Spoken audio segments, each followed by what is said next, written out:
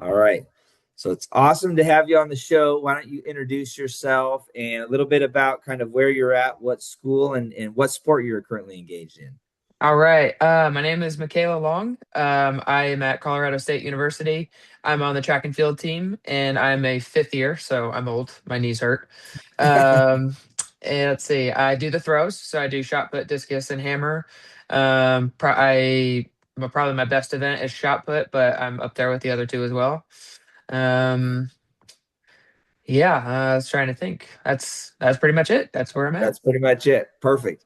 So we're going to get into a little warm up, a few things to get to know you. So these are or questions. So are you a hype or stoic celebration kind of person? Oh, for sure, hype. Probably too overhyped. All right, pregame vibes where you're up and you're bouncing with everybody, or it's quiet focus.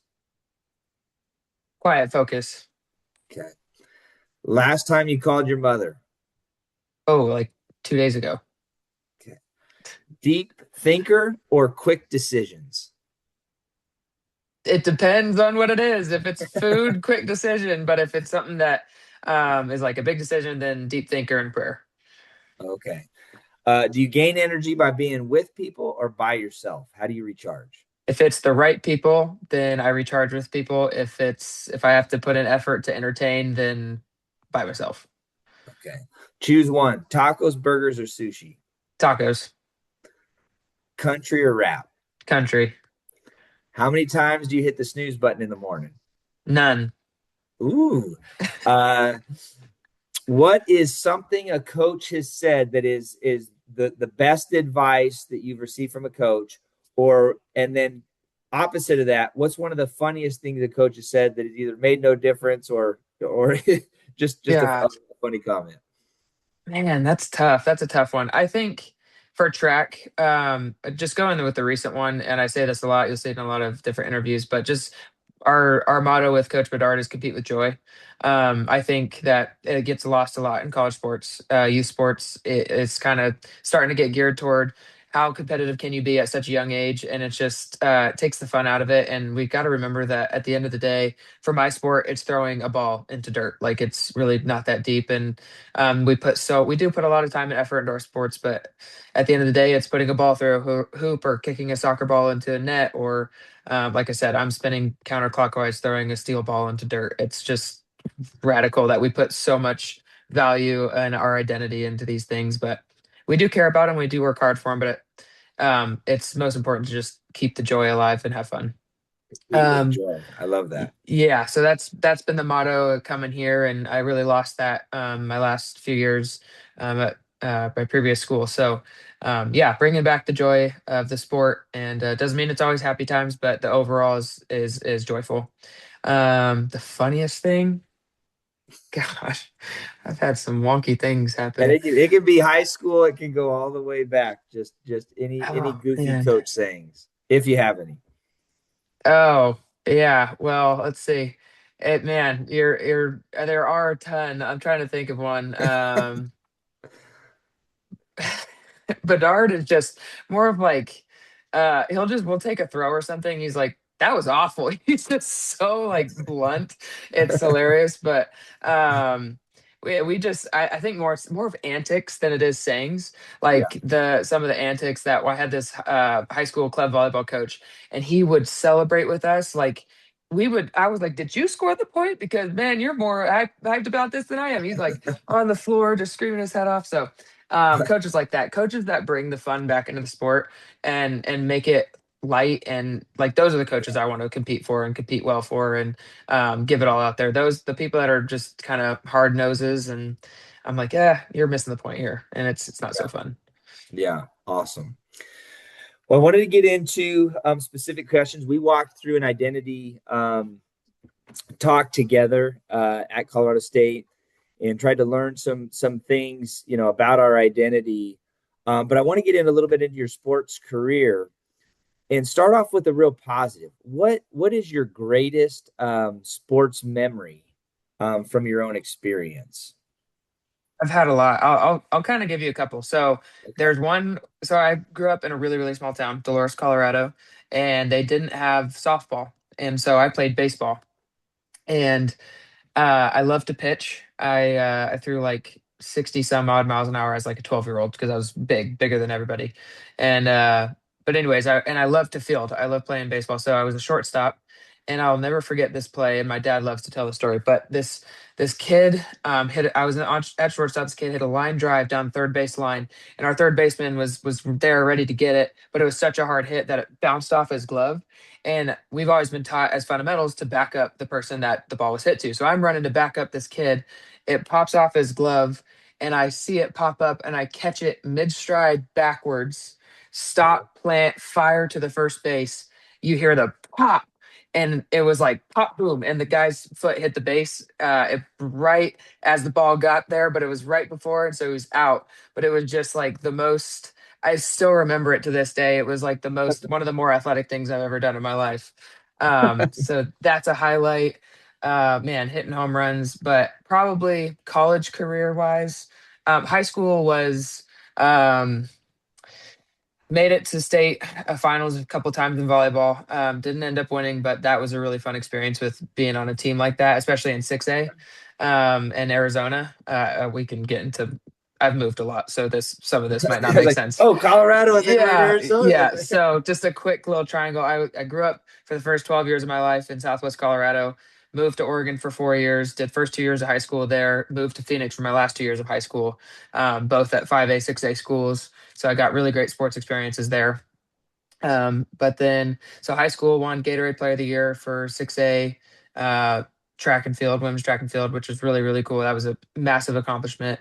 And then probably recently is being All American in shot put for Colorado State. So those are kind of Wow. the highlights. Yeah. Yeah, that is awesome.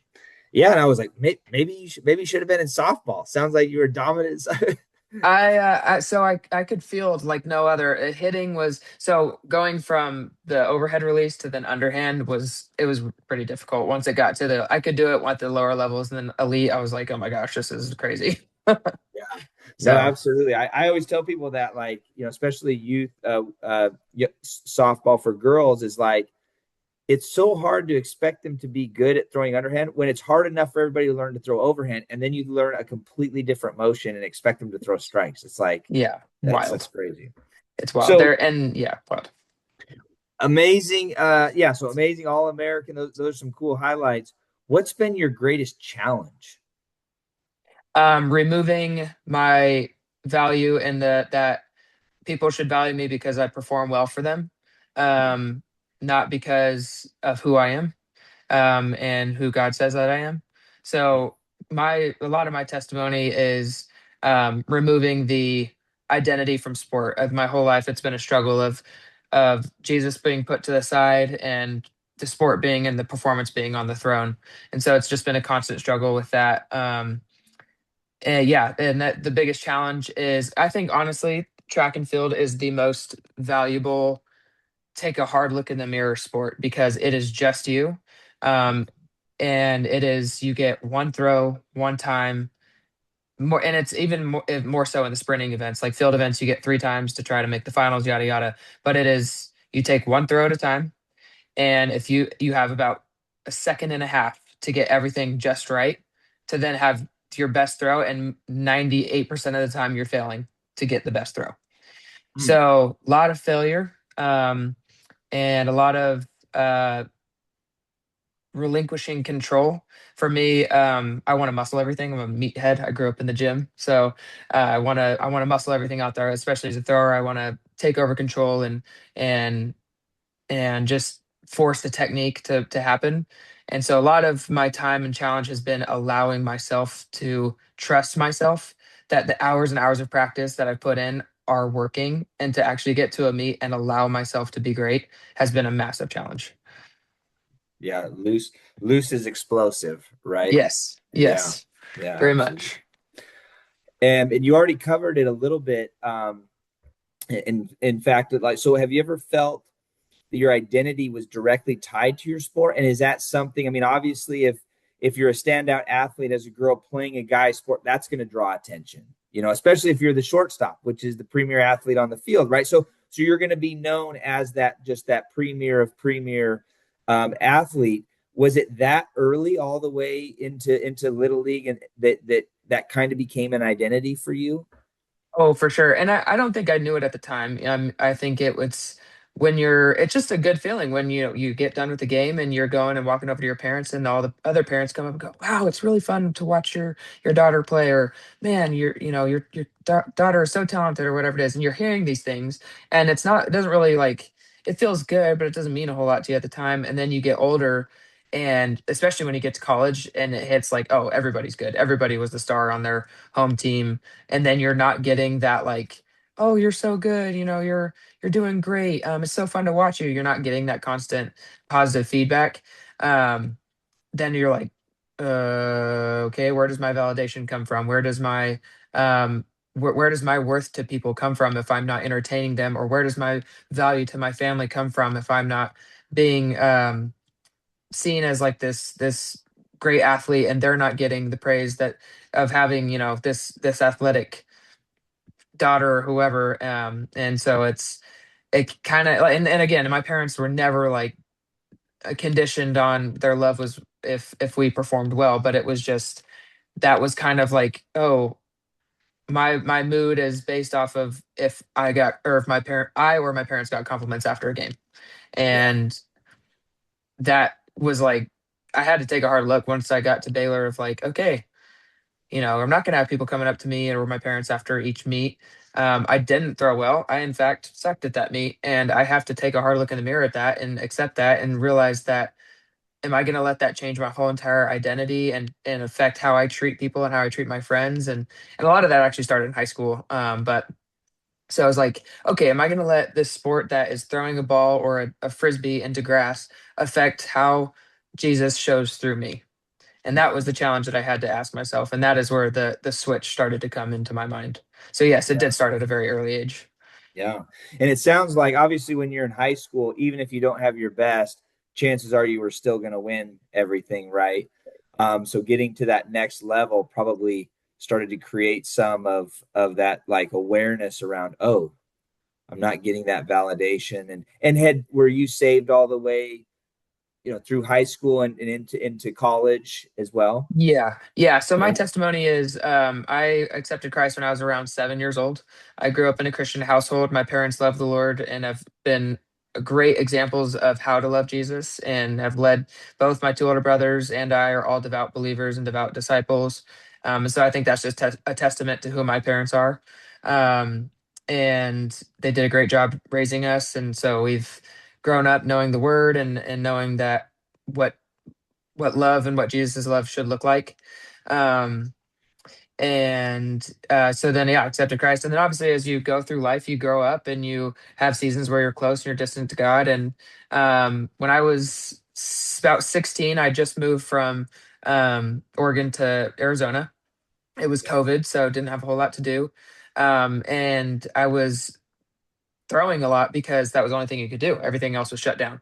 So I started throwing and I started really getting into shot put and discus, and was working with a really elite group of athletes and coaches and things. And would come home from practices just absolutely distraught of like, oh my gosh, I'm not throwing as far as these people. And it would just kill my whole day. Wasn't treating my mom well, or my parents well, wasn't treating my siblings well, wasn't treating friends well. It was just not a fun person to be around at all, like just a Debbie Downer.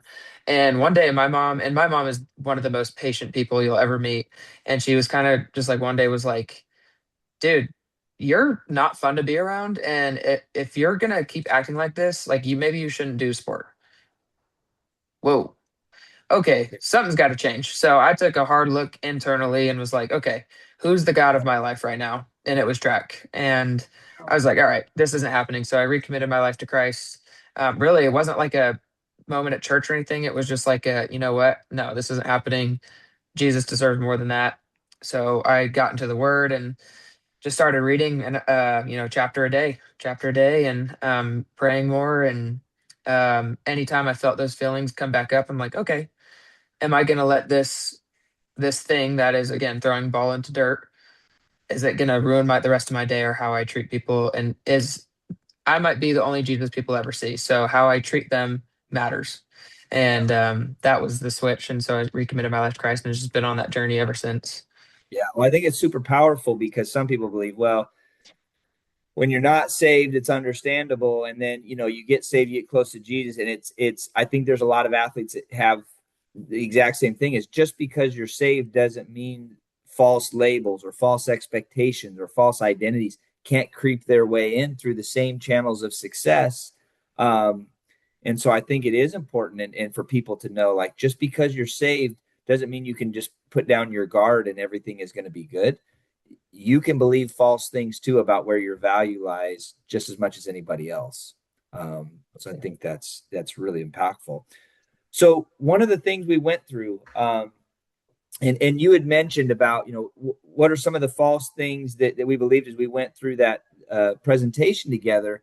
And we had a list of a few common ones, and you'd mentioned perfectionist. Is that something, and you kind of talked to it, is that something that you still struggle with? Obviously inside of sports and or outside of sports, is that one that's easy to fall back into? Absolutely. So I am an incredibly competitive person, to a fault sometimes, and I've had to learn through that. And I think a lot of my life is performance driven. I'm extremely type A. I have everything in my day written out down to the hour, and mostly just to because I will forget things because I have so many things going on. So I write it out. But I love the feeling of checking things off. Like I'm just that kind of person, and so it's as far as my faith goes, it's been a cognizant reality that I need to not become Pharisee like. I don't want to just do it because, oh, this is what the Christian thing is to do. Shouldn't just read my Bible or pray because it's the Christian thing to do. Like and I think there have been seasons of my life where I'm like, okay, am I actually getting anything out of these readings or am I just reading to read? So it's been ups and downs and hills and valleys of struggling with that. But I feel like it's the Holy Spirit's always calls me back and said, hey, what are we doing here? Are you actually learning anything, or are we just reading to read? Are we just praying to pray? So definitely the perfectionist in me has struggled with that. Um, and also, I think a little bit, as I would say, most performers do, when you do something, whether it's an act of kindness or um, you know um, giving someone something or giving someone your time. I noticed that there was like a year or so in my life when I was younger, going into college, that I would expect a thank you. I'm like, wait a minute. So I didn't do that thing for that person. I did that thing for me. And so I've really retrained my brain, and now it's like my love language is doing things that people will never know about. And just to try to be a blessing in their life, and they'll never know it was from me. And I'm not saying that as a in a haughty way, but it's just the growth that I've seen that from like the performance side of myself is like now I don't care if I get recognized for it at all. And that's Well, just that's a beautiful thing, and I want to tag this next question on to that. Is what you just mentioned is really common, where there's a pure of heart, I want to serve people, and our first response is, but I don't want to be seen as, bragging about myself and all those things. And I think some of the hardest things for us to do is believe the good things that God says about us. Mm. So without feeling like you're bragging and having some of those moments with God. And we did this exercise in the room, as if you were to walk into a room with Jesus and he were to introduce you to people, what would he say about you? Do you have a couple of those things that you can share? yeah. I think do you want words or sentences? Uh, You want to zoom senses, in a little words, bit? whatever you Am want. I coming in clear? Sorry about that. Yeah, Let's see. I just froze for a second, but I can hear you. Did you Mm, get it? sorry, the Wi-Fi is bugging out a little bit. Can you hear me? Okay. Yep, you're good now. You're good Okay. now. Okay. I hope it. Sorry, it's not even windy, but nevertheless. Okay. So, do you want words or statements? Words or sentences. Okay. Either one is good. I think I think Jesus would say one of the main things is truth teller. Ever since I was a little girl, everyone has always said, "Oh, how would you describe Makayla?" She is very blunt, and she will tell you how it is. And I don't think that's necessary. I used to take it as kind of a negative connotation of like, oh, people don't see me as super kind or loving or bubbly, like all these other good adjectives that you want to be described as. But honestly, I now that I've grown up and I know who I am, I love that truth teller tag because my yeses mean my yes and my no's mean my no's. And if you ask me a question, you know it's going to be honest and loving, and I'm going to say it from a place of I want to help you and I want to feed into you and fill your cup. And so I think Jesus would say truth teller. I think he would say servant leader, and I think he would say a giver. And those are things that I've never really noticed until you came in and talked to us, and I was like, hey man, what would Jesus say about me? And I think those are some, and I even discussed it with some teammates. We did like an exercise of, okay, name three things or name a word that you think you are, and then I'll name a word that I think you are, and we'll see how close they match up. And so that was something that came up for me as well, and so it was pretty close with that. So yeah, those are some words that I think that would be described pretty accurate.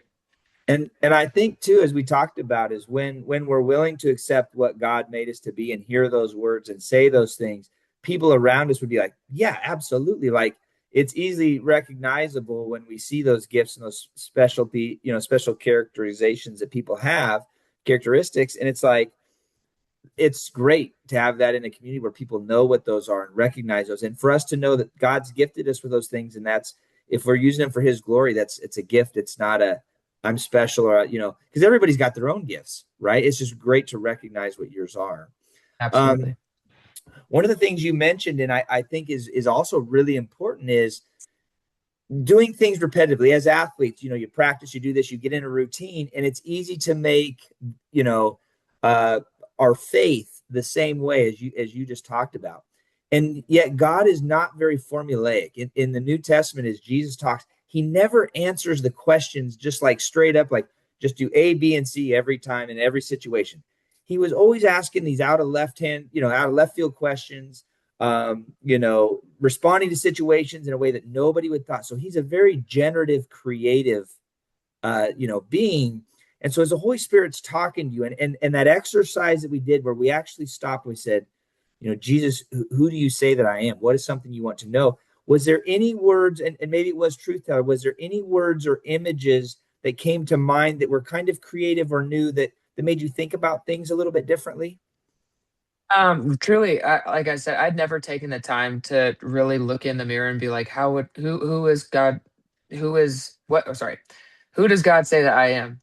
And I'd never really, no one has ever asked me that before. So yeah, for me, it really was like it was truth teller. And I think you're like the image of, I loved your image of blowing the moth, the flame blower. Yeah, And I thought that was so beautiful. And um, I didn't have an image like that come to mind, but I've just always had this image of, and it's more of just me and Jesus, but honestly, it could be applied to other people as well. Of and how I best communicate with people is I've always had this painting in my head, and it's Jesus just sitting down by a fireplace, drinking a cup of coffee, just waiting for me to come and join him, and to pour and fill a cup. And yeah, like another phrase that came in was like I don't know how else to say it, but filler of cups, basically, of yeah, just pouring into people. And I love that image of like Jesus is always waiting, and he's just waiting for you to sit down and just take the time to sit with him. How many days are you going to go down the stairs and walk right out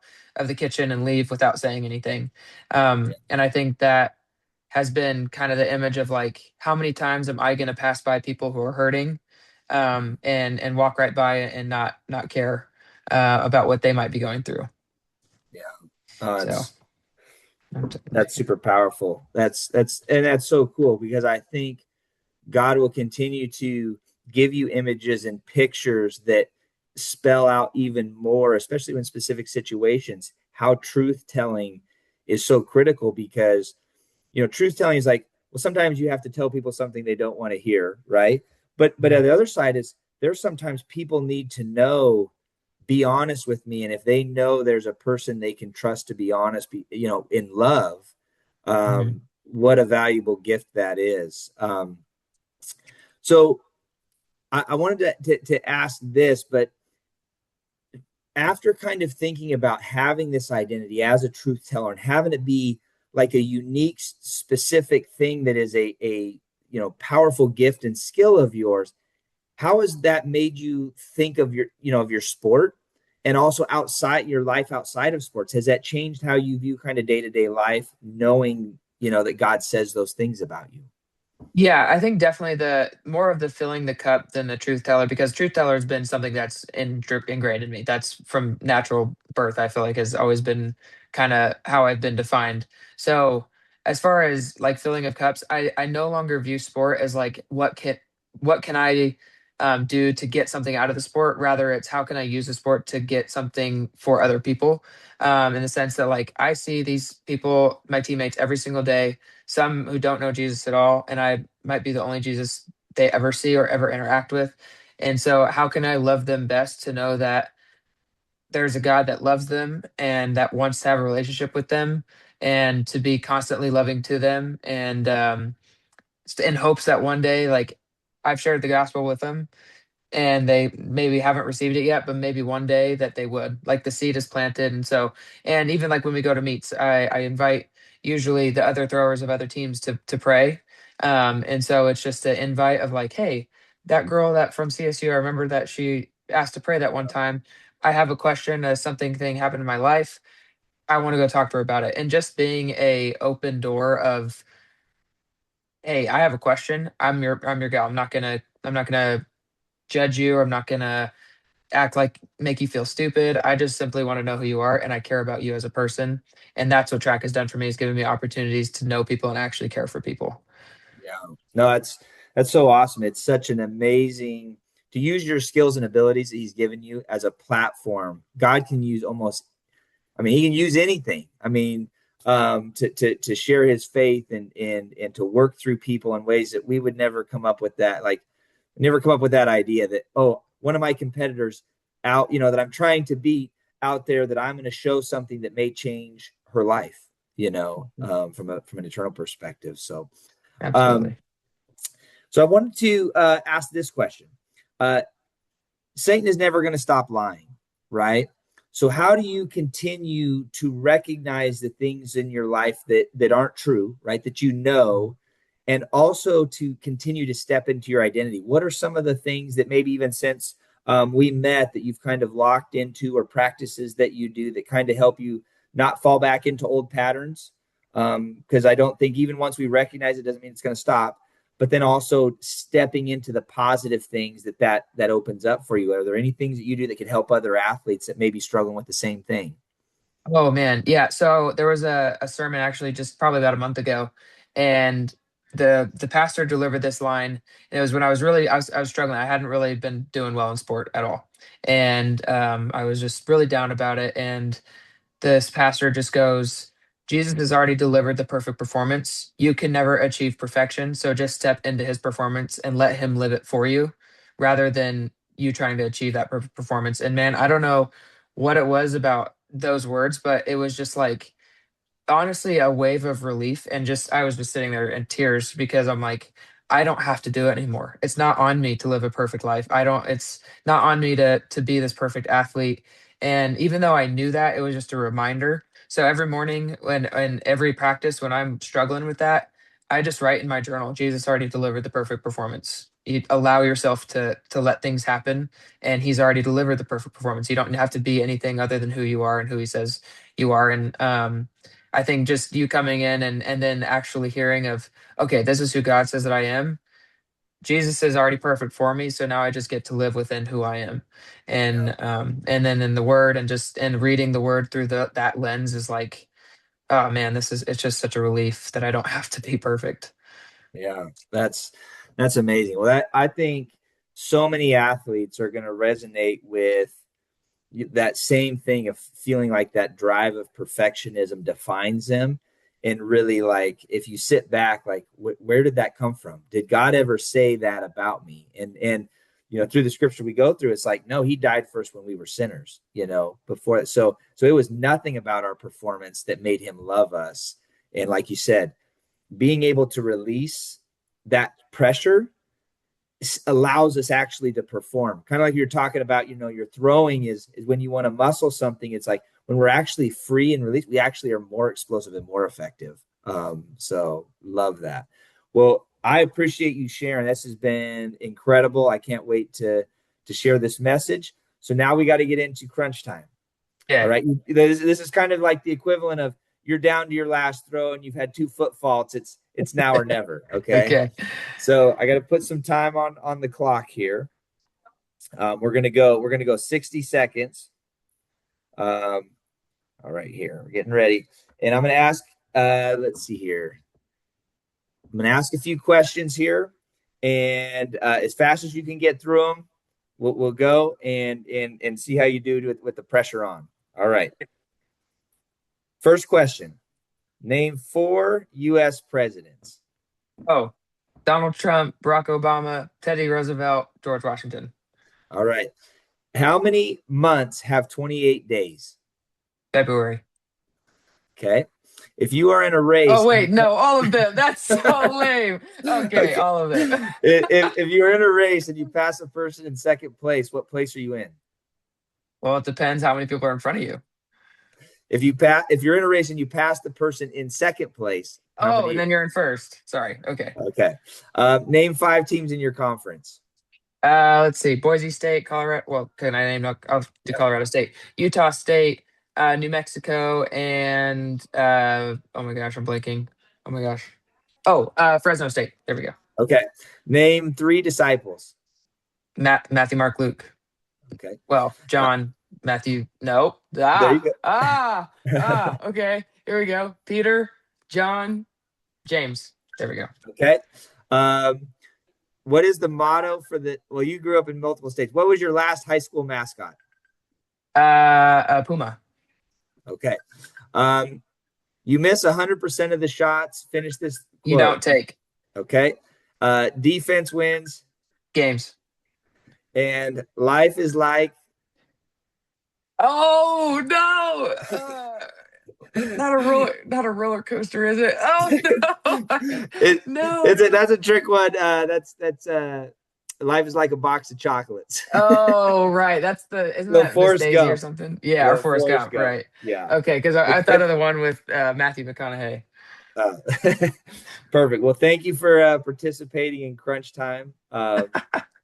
Gosh, Those are the good. I love the 28. fact. I love the fact that you caught yourself on the 28 days because that's a tough one because I was like, oh, it's one, right? One. It's like no, they all have 28 days. They all have 28 days. One just stops at 28 days. Oh, my Yeah, goodness. that's perfect. All right, I'm gonna stop recording here.